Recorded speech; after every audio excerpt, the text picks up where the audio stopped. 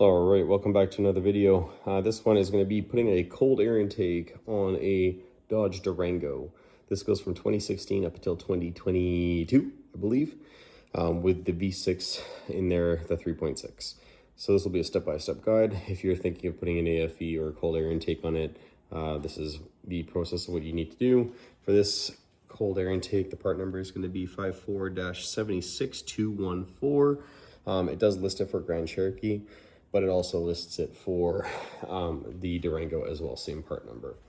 Anyways, we'll get right into it. We'll do a bit of an unboxing, and then we will show you how to get it done. All right, so we've already cut open this.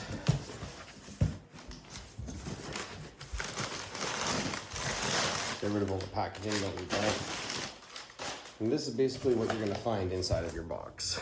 Okay, you're gonna have your cold air intake, your filter part. There's gonna be your part number right there for that. You're gonna have your intake box. Okay. You're gonna have your piping and your inlet. Okay. Piping and inlet. And then I'll bring the camera over here. You're gonna get your clamps, your boot, your piping there, and some cool decals, and some instructions if you ever need to read them. We're not going to. First things first, don't yank this off. You're gonna break it. Lift this tab up, okay? You're gonna have a 10mm socket right here. That's gotta come off. Once that's undone, put it off to the side. You will be reinstalling this after, but you won't be needing this at the moment for your install here, so get rid of it.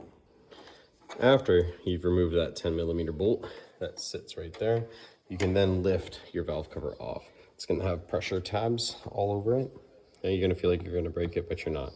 Okay, take it off, move it to the side. Next, with an 8mm, you're gonna remove the throttle body clamp and the airbox clamp. Once your clamps are loosened, you are going to take this sensor right here. You're going to be very careful so you don't break this. There are two little black tabs sitting at the tip of my thumbnail there. You're going to push those down, and with your other finger, pull down towards you like this. That will release the clip and allow you to pull it out. Be very careful, they are fragile. Once you've done that, pull it out of the box there, pull it out of the throttle body there, and then you can take off the pressure tab that's holding in the back corner there, and then you can literally take this gigantic piece of plastic waste and put it to the side. Next, you're going to come over to your airbox here. You need to remove the top section of your airbox to get to your filter, to get to the lower pieces down below. You're going to have two tabs here, one here and one here. Pop it open, lift it up on an angle, shimmy it out. Grab your air filter, take that out. Okay, you're then going to wiggle and pull this one out. Be careful that you don't damage this piece here. This has to be detached in order to get this to come out. So this also needs to be removed as well for your air duct. Once you've wiggled it and fandangled it to come out, take this other giant box and put it to the side. Don't need those. Moving on to here. Also, don't forget to remove your breather valve on the side here. Quick tip, I'm just gonna clean this gentleman's throttle body for this customer. I'm not charging him for it, but I'm already there. You literally just open your flap and clean the throttle body. Might as well. For those of you that like to go through instructions, here's just a quick thing in case yours doesn't come with instructions or you bought it secondhand. Okay, just to quickly show you, it gives you a step-by-step guide. You can also pause it during the video so you can see what you need to do. Okay.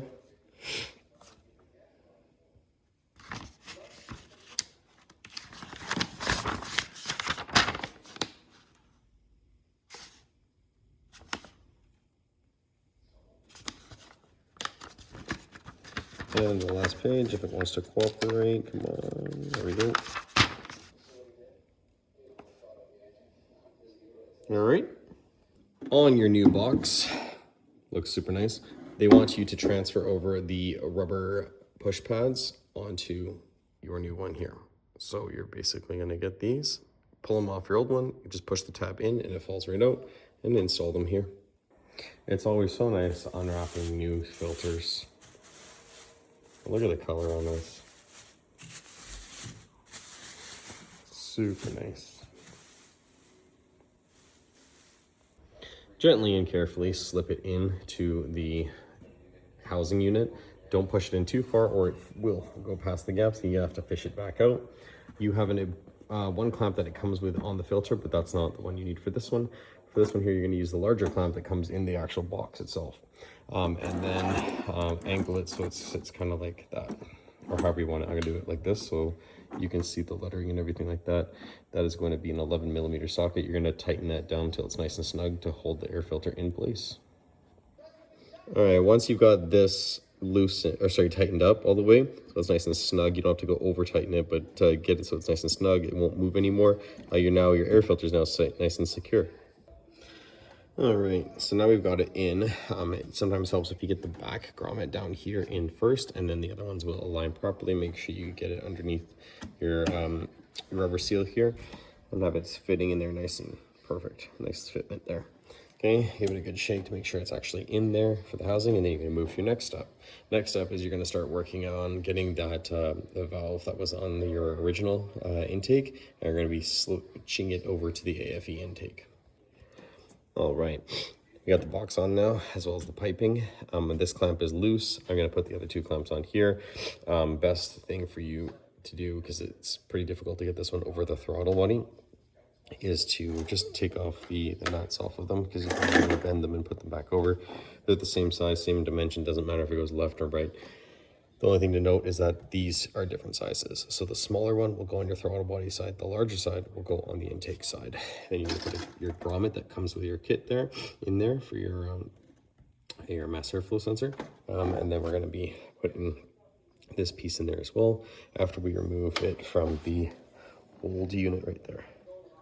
All right, so I've gone ahead and I've tightened these bolts up. Okay, so now they're all nice and secure in there. I'm going to move on to the sensor. When you are removing the sensor, keep in mind there is an arrow which tells you which way to go. They are very fragile, so it's telling you to rotate it this way because there's a bump stop right there. So very gently and carefully, you're going to twist it to make it come out, and then you're going to twist it back in to the other one. As you can see, there's an arrow on this one too, and put it in the hole. Once you've gently got that in there, be very careful with it so you don't break it, but your grommet goes in, then you put your black piece in there and kind of twist it to go in. If you use like a little bit like WD-40 or some sort of lubricant, you can help slide it through there, and then reconnect your sensor. Don't forget to put the red tab back on there. And once you've done that, now we're going to move on to a PCV kind of breather line there that wraps behind the engine. Follow your line all the way back here to right there. And when you get to your little crankcase hose here, it sits kind of like just like my fingers are, and you literally squeeze your fingers together to push in that clamp and then pull back, and then you will actually break it free and then release it. Then you just kind of shimmy it out of there, focus camera, thank you, and shimmy it out, and then you will replace it with the new one that is provided by AFE. All right, so once you've got the old line out and the new line back on, you can see the clamp just sitting right at the tip of my finger. Just be very careful because your heater core coolant line is right there. So when you're pulling it in and pulling it out, be patient, or you're gonna break that heater core line and you're gonna have leaking and you're not gonna have a fun time. Anyways, feed it through however you want, whatever you find is best. And then you have that all buttoned up. Double check your clamps and everything is all nice and tight. Put the engine cover back on, and that's pretty much how you do it. All right, and there you have it. Engine cover's back on. The 10mm nut is back on there as well. Making sure that it's nice and secured down. But that's basically what it will look like after. Not bad. You removed all of this extra stuff you did not need. And it looks a lot cleaner and a lot nicer. It also sounds a lot nicer too. So you can hear it sucking a little bit right now, but when you're really driving it and you're shifting through the gears, then you really hear it sucking. It's like a mini supercharger kind of sound off the SRTs. But yeah, that's basically it. That's how you replace your OEM intake filter with a aftermarket cold air intake. This is an AFE one, there's K&N, and a few other ones that are made for this vehicle. Anyways, hope that you found this helpful, and see you on the next one. All right, so this is just a little pull. Hopefully you can hear it as clear as I can hear it inside the cab. Hopefully the video camera catches it. It is a customer's vehicle, so I am gonna respect that. I'm not driving it like an idiot. This is just to kind of give you guys a glimpse of what this actually sounds like.